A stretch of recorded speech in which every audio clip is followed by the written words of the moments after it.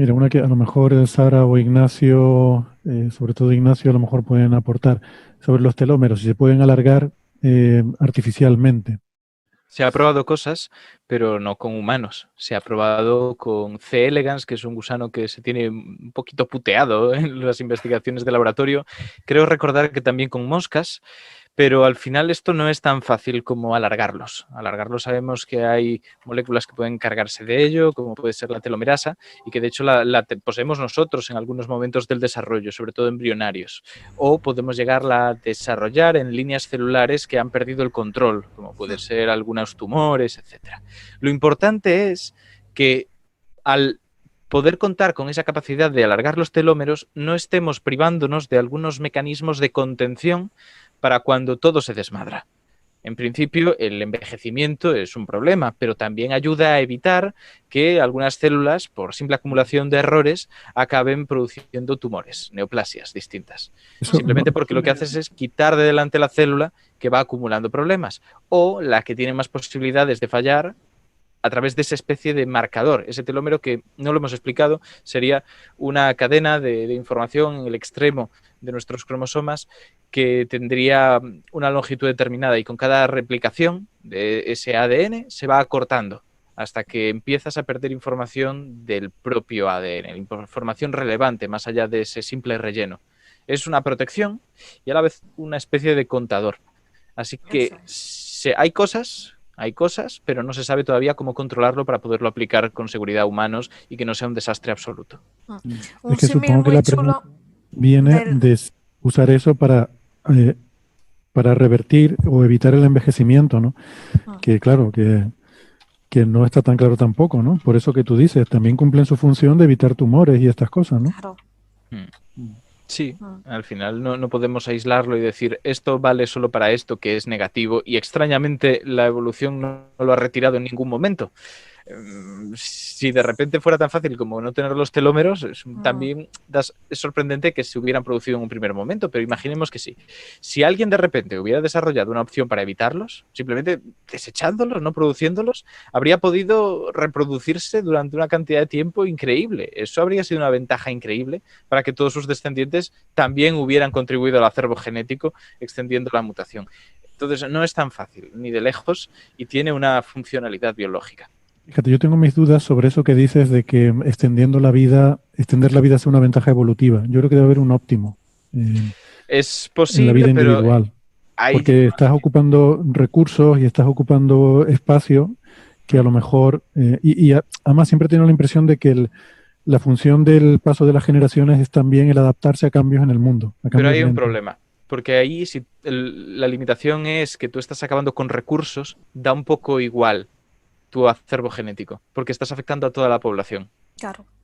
Entonces no estás dándole una ventaja a tus herederos ni un problema a tus herederos genéticos. Estás afectando a todos. Ese tipo de evolución de grupo en el cual el comportamiento influye es bastante más complejo y hay muchísimas Mm, dudas todavía sobre por qué se han desarrollado algunos tipos de comportamientos o de estructuras grupales.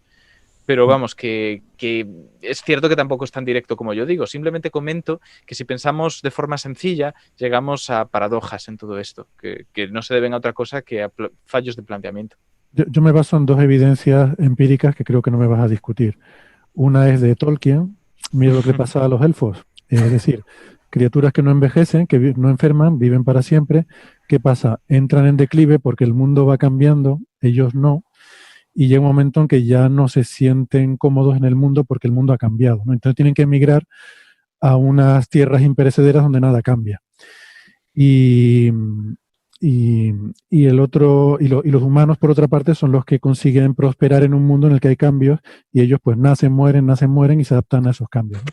Y la otra pieza de evidencia son los vampiros de Anne Rice, que también tienen este problema de que al hacerse inmortales, al ser inmortales se van desconectando cada vez más de la sociedad que va cambiando y ellos son pues como los viejitos que ves que ya El problema es que eso suponga también un problema que lleve a una presión selectiva.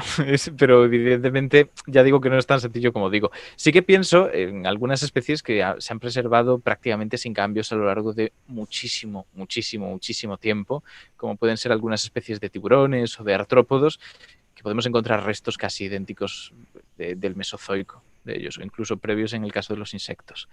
Entonces, sí, pero lo que quiero decir es que los telómeros no es algo tan fácil como que lo eliminas y ya somos felices. O sea, los mantienes, quiero decir, y ya somos felices. Tiene otras implicaciones, que tal vez incluso fueran contraproducentes. Además es que yo supongo que cuando se generaron los telómeros evolutivamente, seguramente fue incluso previo a la vida pluricelular.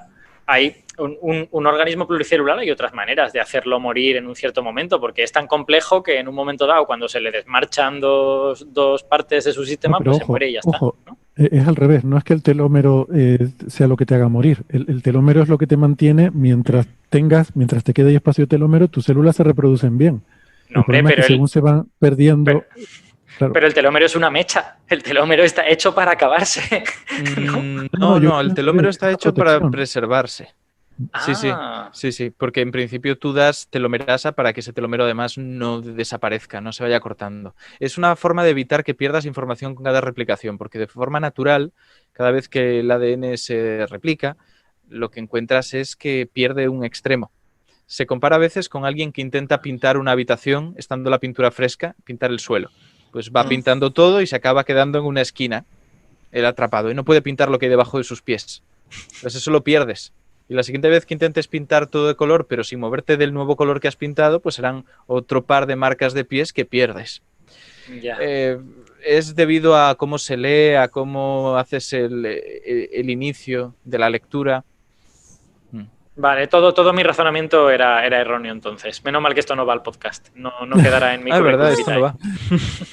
Bueno, Alberto, que tú que eres experto en tortugas, ¿sabes del tema de las tortugas marinas, ¿no? El tema de los telómeros de las tortugas marinas, ¿o no? No tengo ni idea. Pues te recomiendo ojearlo, está bien. En principio, lo que tienen ellas es telomerasa para protegerlos. O sea, tienen telómeros relativamente cortos, no tienen telómeros muy largos, pero lo que sí tienen es una gran producción de telomerasa que garantiza que se preservan bien, como ha comentado Ignacio, esos telómeros, aunque sean cortos. Pues se pensaba que lo que podían tener las tortugas para ser tan viejas, ¿no? Tortugas de 140 años y cosas así, de muchos años, era que tenían telómeros muy largos y por lo tanto permitían muchas divisiones sin que llegaran a desaparecer. Pero lo que parece es que tienen telómeros extremadamente cortos. Lo que pasa es que lo tienen muy bien protegidos, con lo que en las diferentes replicaciones prácticamente no cambian, se mantienen muy constantes, ¿no?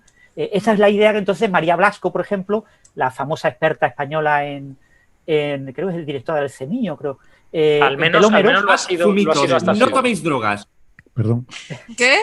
Fue sin querer, perdón. Y bueno, propone María Blasco en su libro, tiene un libro de divulgación muy famoso, es un libro con una periodista, ¿no? Científica, se llama 140 años, Vivir 140 años, así se llama, un libro muy recomendable. Propone en ese libro de que nosotros podemos hacer eso, inyectando telomerasa, podremos preservar nuestros telómeros y mantenerlos con una cierta edad. Entonces, si te la inyectan o tú tienes 40 años, pues te quedarás toda la vida, entre comillas, a edad de 40 años, más o menos, a nivel de telómeros, ¿vale? A nivel de telómeros. Que, por supuesto, otra cosa es como evitar temas de cáncer, como comentaba Ignacio, etcétera, etcétera, ¿no? Y claro, si te inyectan después de tu etapa reproductiva, que la etapa reproductiva en humanos pues acaba fundamentalmente alrededor de 50 años o por ahí, 50, 60 años, pues obviamente pues vivir hasta 140 años tiene poco interés, ¿no? Desde el punto de vista evolutivo, porque no puedes transmitir tus genes, pero bueno, se puede hacer Pero te lo puedes pasar bien, Francis. Sí, si llegas con buen estado físico, bien. Es decir, vivir hasta 140 años, envejeciendo poco a poco hasta 140 años y alcanzar lo que ahora tenemos con 80, con 140, pues puede estar bastante bien, porque ahora hay gente con 70 años, con 65 años que está muy joven, que está bastante bien. Indican por el chat, dicen que una persona aquí vio un vídeo de Veritasium, de Derek Muller, y que dijo que lo de los telómeros no tiene nada que ver con el envejecimiento y que está superado. Pues me temo que no, y que estás hablando de una cosa que cualquier experto en envejecimiento te negará radicalmente. Ese tipo de afirmaciones no se pueden hacer a la ligera y menos basadas en contenido divulgativo de terceras personas. Yo lo que te puedo decir es que el envejecimiento depende de muchas cosas, como casi todo en ciencias sanitarias, y que existe algo que se llama hallmarks of aging, igual que hay hallmarks of cancer, y lo que intenta es relacionarte cómo cambian algunas cosas o se producen algunas patologías con los muchos factores que influyen. Telómeros entre ellos, y es indiscutible. porque no solamente se ha visto en casos como nosotros, sino que se ha llegado a hacer experimentos que son activos. Tú cambias cosas que sabes que solo afectan a telómeros y puedes ver que hay un efecto real en esa longitud de la vida, esa longevidad. Entonces, Además, lo de los telómeros ¿no? no está superado. Sigue siendo una de las principales líneas, no la única, pero una de las principales. Vale. Quizás se puede referir, no lo sé, yo no sé a qué vídeo se refiere, pero sí que es cierto que hubo un tiempo en el que se pensaba que había una especie de santo grial con los telómeros, que si éramos capaces de alargarlos ya viviríamos para siempre o algo así. Y a lo mejor esa Pero es idea... que eso no es así siempre. Ya digo que puede tener muchos problemas asociados eso. Pero el hecho de que los telómeros están relacionados con el envejecimiento es algo que se sabe. Y muchísimas otras cosas. Los radicales libres que producen las células durante su metabolismo, los factores que puedan tener las células para recuperarse de esos daños, muchísimas cosas. O sea, hay ejemplos como el de las ratas topo pelonas, estas tan feas que hay en África y que construyen... Eres súper fan, ¿eh? Estás día sí día no hablando de las ratas topo. ¿Cuándo he hablado de ellas? Yo te he oído hablar de las ratas topo en diversas ocasiones. Pero porque con lo de los telómeros es muy interesante. Y porque realmente tienen otra cosa súper clave. Son el único mamífero que tiene estructuras eusociales, como las hormigas o las abejas. O sea, tienen una reina y un sistema de castas. Eso es una locura.